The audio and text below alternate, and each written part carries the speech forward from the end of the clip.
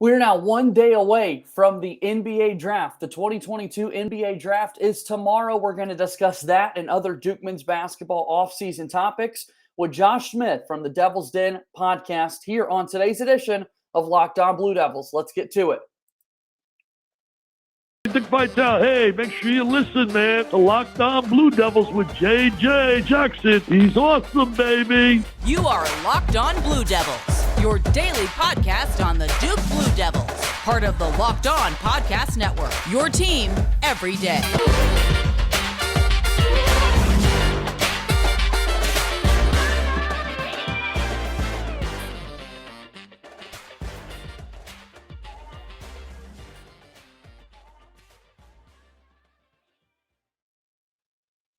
Hello, everybody, and welcome into another edition of the Locked On Blue Devils podcast. My name is JJ Jackson, and I'm so excited to have you here with us on this Wednesday, June 22nd, our new edition of Locked On Blue Devils. Make sure you follow the show on Twitter at LO_Blue Devils. I'm on Twitter at _JJ_Jackson_. We're going 3 days a week right now. It's off-season mode for the Locked On Blue Devils podcast, but before you know it, we'll be back in full effect. Your only nonstop shop, a daily podcast for all things Duke athletics. We hope you enjoyed our Mailbag Monday edition of the program a little bit earlier in the week. And boy, do we have a special episode for you today. Vital. Hey, make sure you listen, man, to Locked On. I am so thrilled to welcome in a new guest to the program. It's a good buddy, Josh Smith from the Devil's Den podcast, who's kind enough to join us here on the program today. Josh, the time is always greatly appreciated. How are you? I'm well, man. How are you? Good to be here. I'm excited. It's going to be fun to catch up with you. I enjoyed chatting with Dustin Shue, one of your colleagues there with the Devil's Den podcast, and kind of your take on everything in the Duke community. So let's start there. How did you get plugged in with the podcast? Yeah, it was kind of just fortunate. I'd been a member over at the Devil's Den, probably dating back to the scout days. So probably, 2008, 2009, started getting into recruiting, started following the team a little bit more.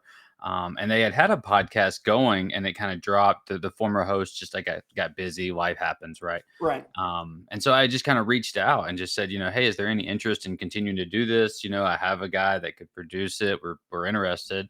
And it just kind of worked out. So perfect timing. I've been a Duke fan my whole life, grew up in North Carolina. So it was kind of a cool kind of dream come true almost to get more plugged in that way. Yeah, no, to have that opportunity, like you said, you've been plugged in for so long and now you get the chance to talk about it. It's funny. We were reminiscing a little bit on those scout days and how far back people's lives go in terms of really being fully invested in recruiting before it is kind of the chaos and everything that it is to this day. I mean, it's kind of wild to think about how much just the sport as a fan has changed over the last decade because you've got such easy access to so much content to learn so much about these future players in the game.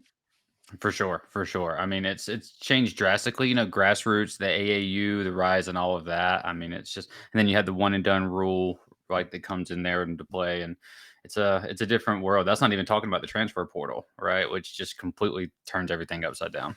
Yeah, it feels like every year we're having to kind of reinvent exactly what we're talking about or how the sport goes because so many things are coming into play. So, all right, I want to talk about the draft because obviously this is our Wednesday edition of the podcast and it's coming up tomorrow. This has been something that you mentioned recruiting, another thing that I think Duke basketball fans almost obsess over to a point is the draft because Duke takes pride in the number of players that they send off to the next level. I don't know about you, but it is really one of my favorite events of the year, regardless of if it's a year where Duke's only going to have one player drafted like they saw just a season ago, or where you could have what feels like 15 players drafted in one season. We're going to be just as dialed in. How excited are you that we're now down to hours, like we're counting down the hours at this point until the draft takes place? Yeah, I'm really excited. I'm a big NBA fan too, so I watch a lot of the NBA. So it's always really cool to follow that. I'm always kind of looking at the draft mocks and trying to figure out, what's a good fit. Let's avoid this city, right, or this franchise. I'd rather you be over here because we just see that a lot of times it's about fit, right? You look at a guy like Okafor, who's, his game's kind of been phased out in the NBA, but didn't really get too much of a fair shot in Philly. right? Versus maybe you end up somewhere else. Jason Tatum goes to Boston, right? And it's a dream come true. So it's always really about that fit that I'm really interested to see where they land. And so here we are. We're counting down the hours for it to take place. And I joked about 15 players in a draft. Clearly, that's never going to happen. But what Duke does have the opportunity of happening is 5 guys getting selected. The record that we've been chasing is 5. In 2010, Kentucky had 5 players selected in the first round of the NBA draft. And so as we get set for the 2022 version of the draft, as we get closer, it kind of feels like we've got a couple of guys there in Trevor Keels and Wendell Jr., who still are on the outside looking in terms of landing in that first round. But I don't know, what's your vibe of these 5 guys as they get set to find out their NBA homes tomorrow? I think it would be really cool to have all 5 go the first round. I think you're right with Wendell and Trevor kind of being right there on the fringe where and at that point it becomes about fit for Yeah. teams. It's you're also, who ahead of you that was supposed to go 18th is still on the board at 27 maybe, right? And so you're kind of up against luck a little bit. I think we're definitely going to have 3 go really high, and then it's kind of going to be a wait and see. So you've got those 3 at the top. You've got Paolo Banchero, AJ Griffin, and Mark Williams. Let's talk Paolo in particular. What were some of your favorite moments from him this season? Just the consistency, especially towards the kind of midpoint into the season. He even referenced it playing that Wake Forest game where it was really just need him to be a little more aggressive. I mean, his passing is there, the skills are there, but once he really kind of took over that post role, started operating in the high mid post, his game just kind of took off. And I think, he's going to be really coveted in the NBA. I think he's got a game that can really fit in a modern system. I am a little curious to see if he's going to kind of gravitate more towards small ball 5, or we're going to see some kind of like a Bam, Al Horford, Draymond type role, or is he going to drift to be more of that kind of stretch 4? I guess that'll depend a little bit on fit, but I think he's a plug and play guy. Anywhere, anybody, he can play anywhere. Yeah, it feels like Jabari Smith at Auburn right now is kind of running away and could be the number 1 overall pick. You've still got Chet Holmgren, of course, who's such a fascinating, intriguing prospect for everybody from Gonzaga. But one of our partners here with the sponsor, Bet Online, and following all the odds as we get closer to it, it is wild the momentum all of a sudden that Paolo is seeing in Vegas. And I know that Vegas doesn't make decisions like that, but they're always plugged in. They're always hearing things. And so, Josh, here we are. I mean, we're getting closer to an opportunity for another number 1 overall pick potentially from Duke University. Yeah, I mean, and we know Orlando likes their bigs, right? Yeah. They kind of stock up on the big game down there. And, I know Wendell is down there, Carter, Mo Bamba, they have some big pieces. I think for me, though, if you're talking about those top 3, Paulo has like the highest floor, I think, right? I think he's the safest in terms of what you're going to get. And obviously there's still a huge ceiling there. Jabari might have the higher, him and Chet might have a little bit of a higher quote unquote ceiling, but I think Paulo offers you right away. You got a guy that can come into the NBA. And if not play starter level minutes. His body's ready to produce right away. I mean, he's going to walk into a floor and be very comfortable, given his background from the Seattle area, playing with professional basketball players for the majority of his upbringing, and then getting to play on a big stage like he was at Duke. So awesome. We'll see where he ends up, and hopefully it is number 1, because that's just so cool to say that your school had another number 1 overall pick. But at the end of the day, if it's the right fit, the right situation, that's clearly going to be the best thing possible. So let's talk a little bit more about these draft prospects in just a moment. You're listening to a Wednesday edition of Locked On Blue Devils. JJ Jackson alongside Josh Smith. And I want to let you know that today's show is brought to you by our friends at Built Bar. Built Bar is introducing one of their new flavors. It is their mud pie flavor, and they've got the mud pie flavor in both bars and puffs. If you're not sure what mud pie tastes like, well, it's incredible. We've got the chocolate fans that absolutely love it. It's also rich in whipped cream and chocolate mousse. It's smothered in 100% real chocolate and topped with cookies and cream crumble. Now that sounds great. And here's the best news about it. Mud pie is packed with 16 grams of protein and only 150 calories and 8 grams of sugar. So it's good for you. Like all Built Bars, everything is covered in 100% real chocolate. That means they're healthy and tasting. Right now, you can go to Built.com and use promo code LOCKED15, LOCKED15, and get 15% off your order. Use promo code LOCKED15 for 15% off at built.com. As we welcome you back in here to another edition of the Locked On Blue Devils podcast, JJ Jackson alongside Josh Smith with the Devil's Den podcast. So, Josh, let's talk about the next guy that's likely going to come off the board, AJ Griffin, a player for Duke that we saw this season. A lot of people very concerned about the history issues in the past for AJ, and yet he played a healthy season for Duke. We had the one scare in the NCAA tournament against Michigan State, but he was out there for every single game at the beginning of the year. Sometimes he barely played at all, but the point is he was able to get through a full season, and man, he really came on throughout the season. His shot was beautiful to look at. For the large portion of the year, it's over 50% from three-point range. I mean, AJ was a really good player to watch. Phenomenal. And if you go back and look too, I think it still holds true. I think if he hit 15 points, we didn't lose a game. Right. So you saw that he was really what could take us to a level of we could play in tight games. But if AJ was going, we're just blowing the doors off. I mean, go look at the games against North Carolina. Right. The last two games, AJ didn't play very well. 4 points, 5 points here.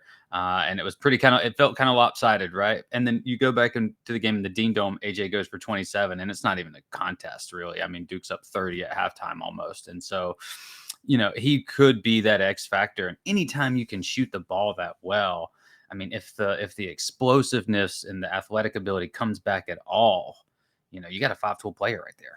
Yeah, you look at where he's projected to go for AJ Griffin, and what I'm seeing a lot of is the 7 to 11 range, kind of for AJ Griffin. Just this past week, I was able to go on Locked On Knicks. They've got the 11th pick of the draft, and those guys already have a couple of Duke guys in RJ Barrett and Cam Reddish, and here we are chopping it up about AJ Griffin and how excited they are to have him as a prospect. And I was asked if there's just one game to go watch AJ Griffin, what game should Knicks fans or whatever team potentially could draft AJ, what game should they go watch? And Josh, you're exactly right. It's got to be that game in the Dean Dome, and particularly the start of the second half, right? The first half was so amazing.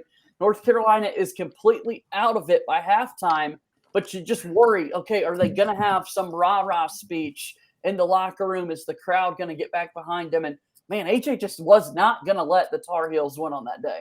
No, I think he went on like a personal 10-0 run or something, right, to start the second half, and that's almost hit 30 at that point. And and it's not just the shooting ability; it's the ability for him to get to that shot, which was impressive to me. Those step backs, the ability to shoot it off the catch or off dribble. It's a little bit of it's not a traditional looking shot, right? His feet are a little set, a little far apart. It's not quite as quick, but the results kind of speak for themselves. If you make them, I think that's the only thing people care about. And AJ Griffin can certainly say, well, I make my 3-pointers, and he was great to watch this season. So next guy to be selected, again, we're getting ready for the NBA draft tomorrow. This is the Wednesday edition of Locked On Blue Devils. Mark Williams, compared to these first two guys we've talked about, we got to see 2 full seasons of Mark Williams. I quickly, or frequently, I should say, talk about that final game of the year he had last year against Louisville, where Mark went off for 23 points and 19 rebounds in the ACC tournament. I mean, just a monster on the defensive end of the floor this season. What did you like about Mark? What stood out to you, Josh? It was kind of the same with Paolo for me from Mark, just the consistency of once it started to click for him. Yeah. I mean, he's just a game changer around the rim. And he's very mobile too. That's the other thing is when he's engaged, he's able to really guard the pick and roll. He can play drop coverage. He can come out. And we saw a little bit at Duke. He wasn't asked to do it much, but he's got a pretty soft touch on those, 15-footers, those 12-footers. He hit a few of those fadeaway shots. I think that was a real improvement from freshman to sophomore Mark, was how comfortable he was operating around the rim. And obviously, anytime if you have a guard that can penetrate or a wing that can penetrate, he's always going to be that lob threat, right? So, selfishly for me, I'm hoping he's been kind of pegged to Charlotte. So, living here in Charlotte, the Hornets need a guy like Mark to come in. I think he's going to be in this league for a long time. Yeah, I did a draft preview with the Locked On Hornets guys, and I do think the Hornets fans are super excited about that possibility. Already got Mason Plumlee there on the interior, and so those two guys interchangeably working together would be so much fun. I'd love to see that. That's where I want to see him go as well, right? North Carolina's team, let's get Mark Williams to the Hornets. 96 dunks this past season. most in Division I basketball. And a number that keeps jumping out to me that I reference frequently, Josh, was just since the 2007-2008 season, only 7 players in America have ever had 95 or more dunks in a season. That includes Bam Adebayo, Anthony Davis, Udoka Azubuike at Kansas, Taco Fall, Montrezl Harrell, and then Obi Toppin. Mark Williams is the 7th guy to enter that. Pretty elite company. And what also goes to show, those are all NBA guys that were just rattled off to kind of show you the success that Mark has the potential of having at the next level. Yep. And from the free throw line too. Yep. I think that's an underrated part of his game, which, if we're kind of looking into it, usually free throw shooting indicates the ability to also be able to shoot from further out, right? So there's a potential where, who knows what this guy could end up becoming, right? If he ever gets, 3-point range, which might be asking a lot, but then you have a really modern big who can anchor probably a top defensive unit when it comes to rim protection. You talk about Mark Williams and the rim or the free throw shooting in particular, only player in America that shot greater than 70% from the floor and the free throw line. He did take pride in both of those, and I think that goes to show. All right, moving on. Wendell Moore Jr. is the next guy I want to talk about. Several years worth of experience. Tell me about Wendell. Yeah, he's kind of had a little bit of up and down kind of career at Duke, right? He had the big kind of freshman moment against the Carolina, the tip back to kind of give us that game. That was a really great game. And then 2021, is kind of a throwaway for me. I mean, it's the whole season was kind of a train wreck. Everyone's dealing with COVID. And then he really bounced back really strong. I mean, the first half of the year, Wendell looked like the National Player of the Year, right? And then we kind of got hit with the COVID bug. We come back over the holiday break, and he was still very good in the second half, but he didn't seem to quite be that like offensive force. And that could be maybe Paolo's really getting more involved, the, rise of AJ coming into the fold. But I think what he offers you is he could be a secondary ball handler, right? He can defend 1 through 4 pretty much. He's tenacious on ball. And what really kind of set him apart this year is that 40%, 41% from 3. If that's for real, then he can be that 3-and-D guy. Look at a Dylan Brooks in Memphis, somebody that can plug in and, maybe be what we've kind of all wanted Justice Winslow to be at that next level, right? I see Wendell as kind of he's going to be in the league for 10 years, I think, Josh, he improved by 9% from the 3-point line from his sophomore to junior season. You mentioned 41. I mean, that's just unheard of for someone to do. And I think it kind of speaks to Wendell's work ethic. He's got the long arms. The wingspan is certainly something that's in his to his advantage, I should say. And I don't know how a team wouldn't love a guy like Wendell Moore Jr., just showing that, he impacted winning all throughout the year for Duke and really improved year by year by year.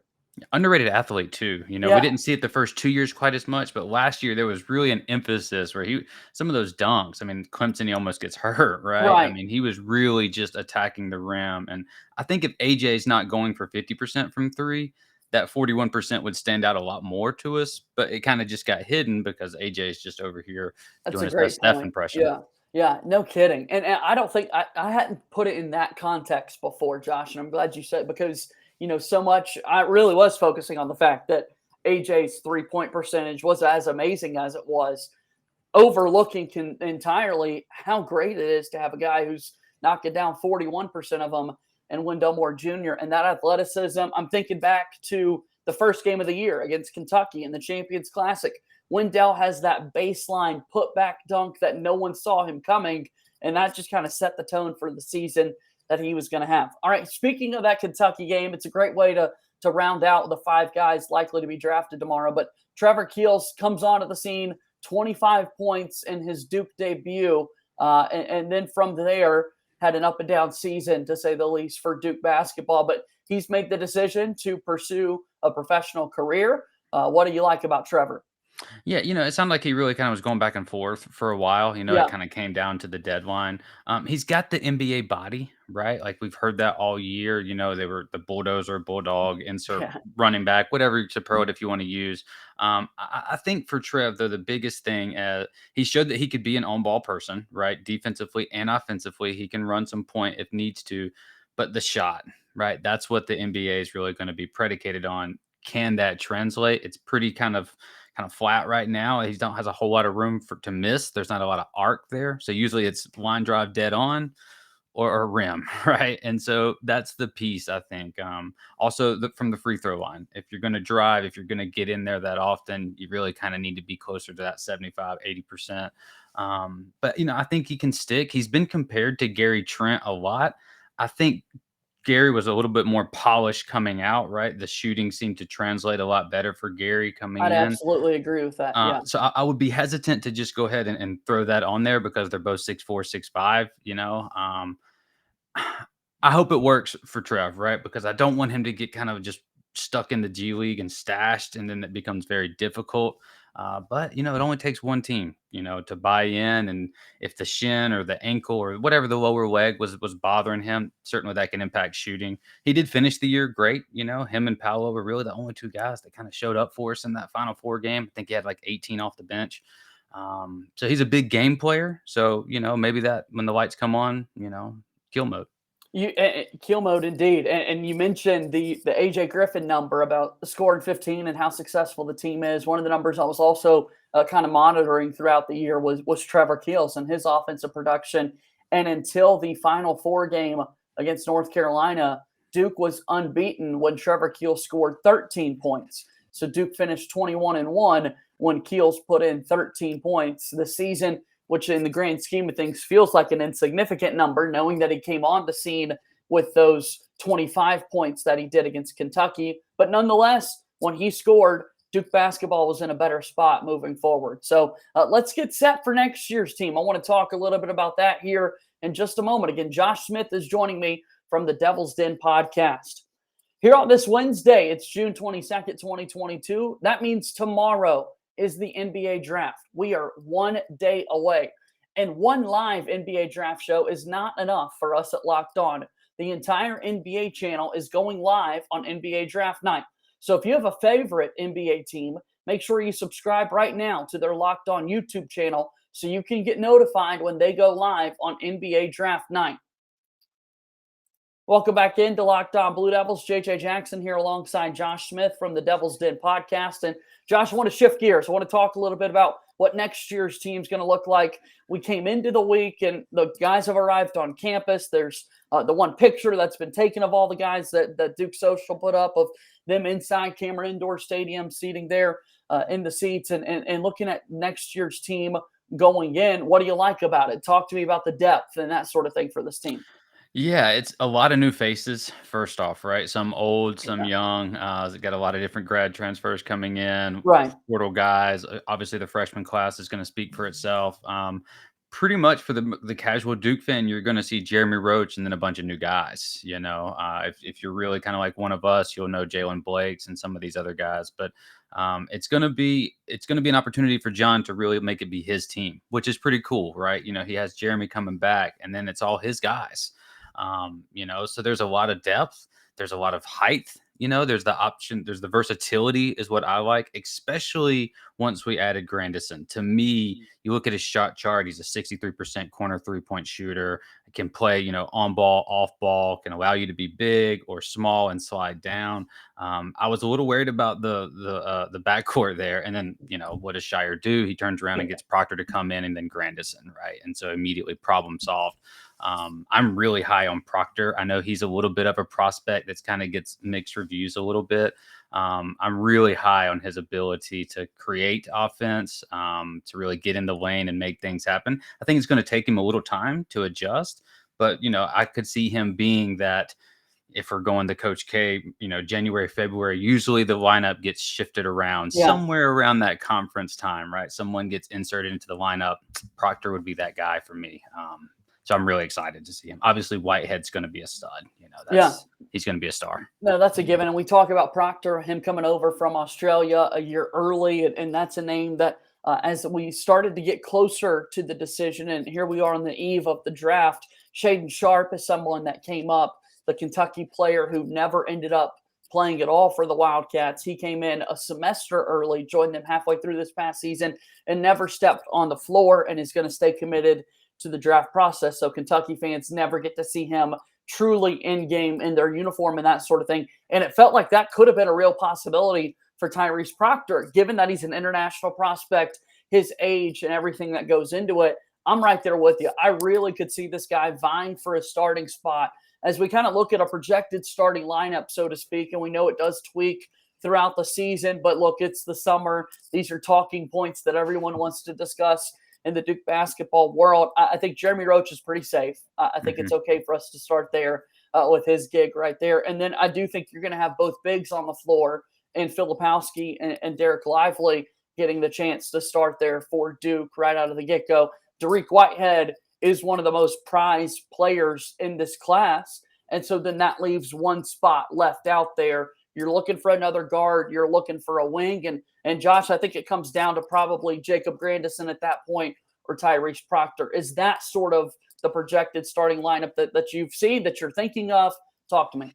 Yeah, I think that's probably the safest pick. I think, just the way I like to watch the game play, it wouldn't surprise me at some point to see John either say, okay, we're going to start Derek and bring Kyle in off, or play one of those at a time and have a guy like Mark Mitchell, just for the versatility on the defensive end, right? Of that foot speed of a guy like Mark who can slide out and guard 2 through 4, 2 through 5, really. So it's really going to depend on how he wants to play. Do you want to slide down and go small with, Roach, Proctor, Grandison, Whitehead, and a big? Do you want to kind of play Twin Towers there with Filipowski and Lively? A lot of options there. So it really just kind of depends on lineup fit too, and how these guys play together. Is Grandison a guy that maybe fits better as the sixth man, or is Proctor the guy that really just thrives in that role where he comes in, here's the ball, be the James Harden for the OKC Thunder back in the day, right? So it's kind of up in the air. I do agree with you though, that I think to start the season, that's probably our safest bet.